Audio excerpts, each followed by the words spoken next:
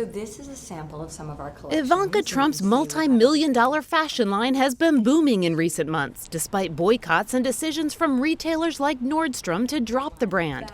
But it may be flourishing with a bit of help from the Chinese government, raising a host of ethics concerns. Americans should be troubled. The president has an obligation to carry out his responsibilities free of conflict of interest. He should ask his daughter to discontinue importing clothes from China while she's at the White House. On the campaign trail, Donald Trump made fixing China's unfair trade practices a common theme. Shortly after taking office, President Trump signed an executive order aimed at cracking down on trade abuses and abusers. They're cheaters.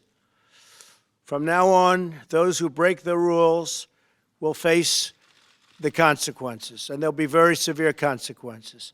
But an AP review of trade data and public records reveals his own daughter's brand has worked with a company that stood to benefit from the exact trade practices her father has been calling out.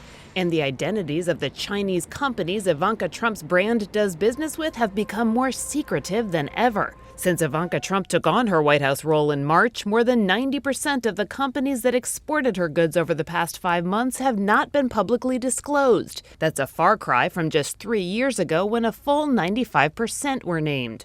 We do know that as recently as February, more than 30 tons of Ivanka Trump handbags were shipped to the U.S. by a large Chinese trade and manufacturing conglomerate that was selected by the Chinese government for special export subsidies in 2014.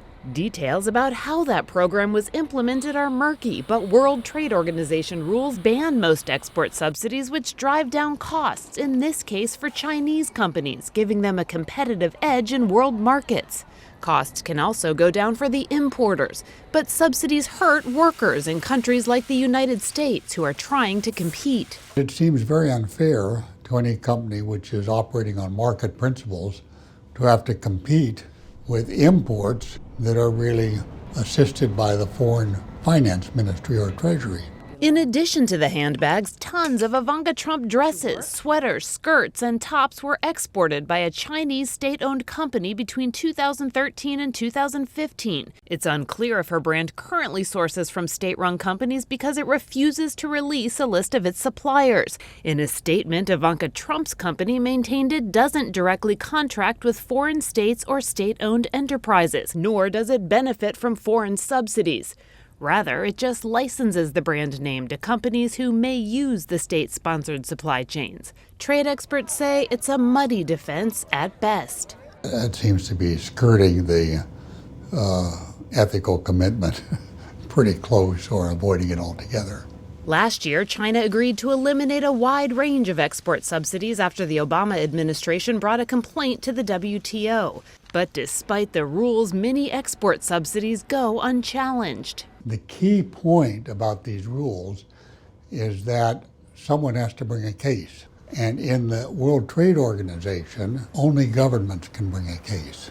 In other words, a case over Ivanka Trump's China-subsidized imports would have to be brought to the WTO by the U.S. Trade Representative, Robert Lighthizer, who was appointed by Ivanka's father.